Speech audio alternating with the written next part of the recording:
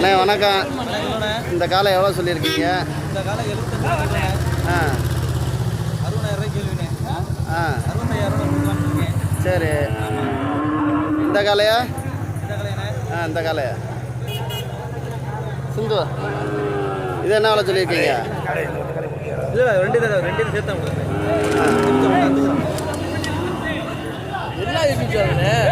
SN தமிழா வேற அவர் நிறையா வந்திருக்காப்புல. SN தமிழா SN தமிழா வாரம் போட்டுருவீங்க தமிழ். ஆமாம் வந்துடுறேன். சரிண்ணே ஓகேண்ணே.